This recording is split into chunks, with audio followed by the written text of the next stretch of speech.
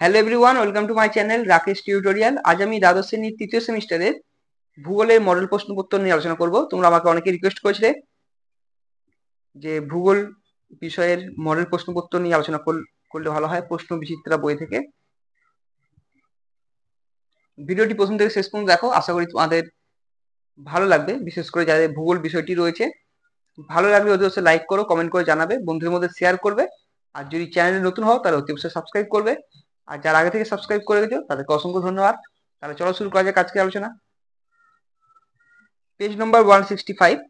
আর এই model question পেপারটি বানান বা তৈরি করেন হুগলি ব্রাঞ্চ গভর্নমেন্ট হাই স্কুলের ভাস্কর মৈত্র স্যার। আচ্ছা, ফার্স্ট কোশ্চেন দেখো, পার্ট 1-এ রয়েছে। ওয়েগনারের মতে মহাদেশ সমূহের নিরক্ষরেখামুখী সঞ্চরণের কারণ হলো বৈষম্যমূলক অভিকর্ষ শক্তি। নেক্সট কোশ্চেন দেখো, মেরু ভ্রমণ বা পোলার ওয়ান্ডারিং অবস্থা মহাদেশের সঞ্চরণের সপক্ষে ড্যাশ সংক্রান্ত প্রমাণ, পুরা চুম্বকীয় সংক্রান্ত প্রমাণ। অনুচ্ছেদটি মনোযোগ সহকারে পড়ো এবং নিম্নলিখিত প্রশ্নের উত্তর দাও। এখানে এটা কেস বেস স্টাডির মধ্যে পড়ছে। বর্তমানে ভারতের হিমালয় অঞ্চলে শুধু হিমবাহ পরিলক্ষিত হয়। হিমরেখার উপরে তুষার ক্ষেত্রে হিমবাহ সৃষ্টি হয়, তবে মাধ্যাকর্ষণের ফলে এবং উপরের তুষারের চাপে হিমবাহের মুখটি তুষার রেখা ছাড়িয়ে অনেকটা নিচে নেমে আসে, তারপর গলে জল হয়ে নদী সৃষ্টি করে। পুণ্যতোয়া গঙ্গার প্রধান নদী ধারা বা প্রধান ধারা ভাগীরথী সৃষ্টি হয়েছে গঙ্গোত্রী হিমবাহের গোমুখ গুহা থেকে। অপর একটি প্রধান ধারা অলকানন্দার সৃষ্টি হয়েছে বদ্রীনাথের উত্তরে শতপন্থ আর ভাগীরথ হিমবাহের মিলিত হিমবাহের মুখ থেকে। আবার তিস্তা হিমবাহ থেকে পূর্ব হিমালয়ে তিস্তা নদী উৎপত্তি হয়েছে। কোশ্চেন দেখো কি দিয়েছে, যে হিমবাহের গতিশীলতার কারণ হলো মাধ্যাকর্ষণ বল এবং উপরের তুষারের চাপ। এটা আগের পেজেই ছিল, তোমরা দেখতে পাচ্ছ। কোশ্চেন দেখতে পাচ্ছ যে মাধ্যাকর্ষণের ফলে এবং উপরের তুষারপাত বা তুষারের চাপ। নেক্সট কোশ্চেন দেখো, নিচের ছবিতে জিজ্ঞাসা চিহ্ন দিয়েছি, দেখে নাও, চিহ্নিত বলটি শনাক্ত করো। এখানে দেখো, দেখে নাও, যেহেতু এখানে উপর থেকে নিচের দিকে, ধরো স্বাভাবিক বল নিচে থাকছে, আবার উপর থেকে যদি বা নিচ থেকে যদি উপরে যদি কোনো বল ছোড়া হয়, তার আবার অভিকর্ষের টানে কি হয়, নিচে নেমে আসে। আর এটা হচ্ছে পুঞ্জিত ক্ষয়ের কারণ বলেছে। তো পুঞ্জিত ক্ষয় যেহেতু ভূমির ঢাল আর অভিকর্ষ বল বরাবর হয়, তাই এটা বলা হচ্ছে অভিকর্ষ বল হবে এখানে। নেক্সট কোশ্চেন দেখো, কার্স্ট অঞ্চলের ক্ষুদ্র ক্ষুদ্র গর্ত যে নামে পরিচিত তা হলো সিঙ্কহোল। নেক্সট কোশ্চেন দেখো, নিম্নলিখিত যে প্রকৃতির ঘনীভবনের ডায়াবেটিক প্রক্রিয়ার সঙ্গে সম্পর্কযুক্ত নয় তা হলো অ্যাডিয়াবেটিক প্রক্রিয়া। বিবৃতি এ দেখো, মেঘমুক্ত রাত্রি অপেক্ষা মেঘাচ্ছন্ন রাত্রি বেশি গরম হয়, কারণ রাত্রি মেঘাচ্ছন্ন হলে তাপ বিকিরিত না হতে পেরে ভূপৃষ্ঠ সংলগ্ন বায়ুস্তরকে উত্তপ্ত করে তোলে। কারণ কি দেখো, এ ও আর দুটোই সঠিক এবং আর হচ্ছে এর সঠিক ব্যাখ্যা। এরপর দেখো পরের কোশ্চেন, জলীয় বাষ্পপূর্ণ আর্দ্র বায়ু পর্বতে বাধাপ্রাপ্ত হয়ে যে ধরনের বৃষ্টিপাত হয় তা হলো সৈকত বৃষ্টিপাত। যেন পাহাড়ে ধাক্কা লেগে বৃষ্টি হচ্ছে।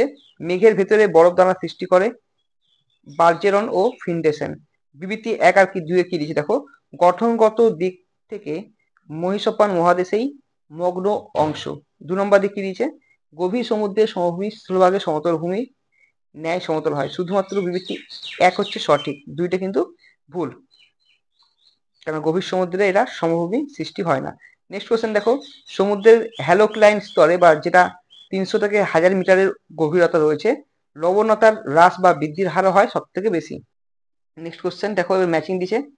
টেরোপড হবে হেটেরোপড, গ্লোবিস জারিনা হচ্ছে ফোরাম মিনিফেরা, রেডিয়েল ল্যারিয়ান হচ্ছে রেডিও লারিয়া, ডায়াটম হচ্ছে আণুবীক্ষণিক সামুদ্রিক উদ্ভিদ।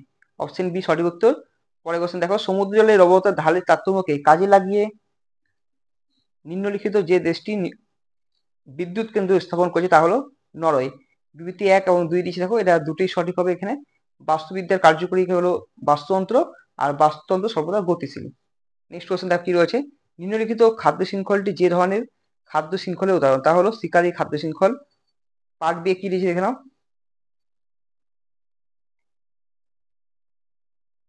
পার্ট বি এখানে জনবিজ্ঞান বা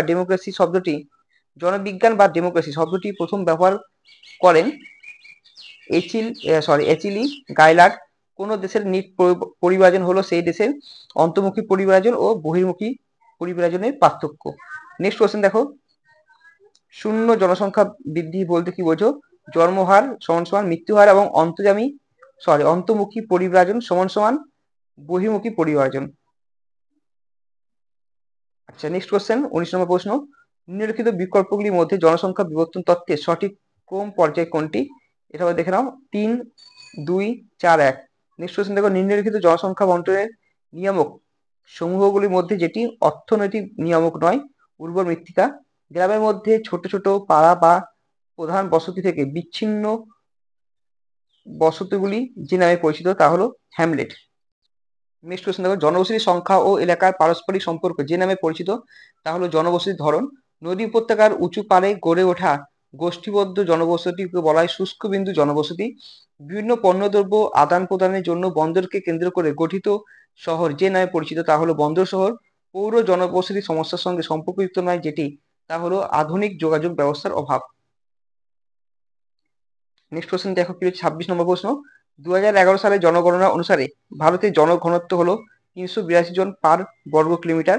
শুষ্ক অঞ্চলে জল বিভাজিকা উন্নয়নে গৃহীত ব্যবস্থাপনার সঙ্গে সম্পর্কযুক্ত নয় যেটি, তা হলো বাঁধ ও জলাধার নির্মাণ করা। এরপর দেখো ম্যাচিং রয়েছে, অভ্র হচ্ছে বায়োটাইট অভ্রের উপাদান বা এটা আকরিক বলতে পারো। বক্সাইট হচ্ছে বহুমাইট, তামা, চ্যালকোসাইট, আকরিক লোহা, হেমাটাইট। তোমরা যখন পড়বে এগুলো পুরো ভাগগুলো পড়বে, হেমাটাইট, সিডেরাইট, বক আয়রন এগুলো। আচ্ছা, নেক্সট কোশ্চেন দেখো, তাহলে এখানে অপশন ডি হচ্ছে সঠিক উত্তর। ভারতের প্রাচীনতম তৈল খনিটি হলো দিগ্বয়। মানচিত্রে এ চিহ্নটি স্থানটি যে বায়ুশক্তি উৎপাদন কেন্দ্রকে নির্দেশ করে তা হলো, দেখো এখানে দিয়েছে গুজরাটের মধ্যে লাম্বা পড়ছে, এই অংশটা গুজরাট, আর এটা হচ্ছে লাম্বা। নিম্নলিখিত বিকল্পের মধ্যে শস্য বর্ধন পদ্ধতির সঠিক পর্যায়ক্রম কোনটি? এখানে প্রথমে সয়াবিন চাষ করতে হবে, তারপর গম, গম হয়ে গেল, তারপর আবার আলু, আলুর পরে হচ্ছে মটরশুঁটি। তাহলে এটা হচ্ছে শস্য আবর্তন পদ্ধতি। ভারতের সবুজ বিপ্লবের জনক বলা হয় ডাক্তার এম.এস. স্বামীনাথনকে। নেক্সট কোশ্চেন দেখো, ভারতের যে শহরে কার্পাস গবেষণাগার অবস্থিত তা হলো, এই কোশ্চেন অ্যান্সার হবে যে নাগপুরে কার্পাস গবেষণাগার অবস্থিত। নেক্সট কোশ্চেন বিবৃতি এ দিয়েছে, বিবৃতি কারণ দিয়েছে। তো এখানে ভারতের অর্থনৈতিক উন্নয়নকে বা উন্নতিকে ত্বরান্বিত করতে সরকার ন্যাশনাল হাইওয়েজ ডেভেলপমেন্ট প্রজেক্ট নামে একটি কর্মসূচি গ্রহণ করে, এটা ট্রু আছে। কারণ কে দেখো, অল্প দূরত্বে পরিবহনের জন্য সড়কপথ বিশেষ উপযোগী, এটা ট্রু। তাহলে এখানে এ এবং আর দুটোই সঠিক, এবং কিন্তু আর এর সঠিক ব্যাখ্যা নয়। কারণ হচ্ছে দেখো, কারণ অল্প দূরত্বে পরিবহনের জন্য সড়কপথ বিশেষ উপযোগী, এটা ঠিক আছে, এটা মানলাম। কিন্তু যখন এই যেগুলো রয়েছে অর্থনৈতিক উন্নতি ত্বরান্বিত করতে যেটা প্রজেক্ট ব্যবহার করা হয়, তো এর জন্য কিন্তু ব্যবহার করা হয়নি। নেক্সট কোশ্চেন দেখো, দেশীয় সীমানার মধ্যে সংগঠিত বাণিজ্য যে নামে পরিচিত তা হলো অভ্যন্তরীণ বাণিজ্য। তাহলে এই ছিল আমাদের আলোচনা, দেখা হচ্ছে নেক্সট ভিডিও নতুন কিছু টপিক নিয়ে। আর তোমরা কমেন্ট করে জানাবে যদি কোনো অসুবিধা হয়।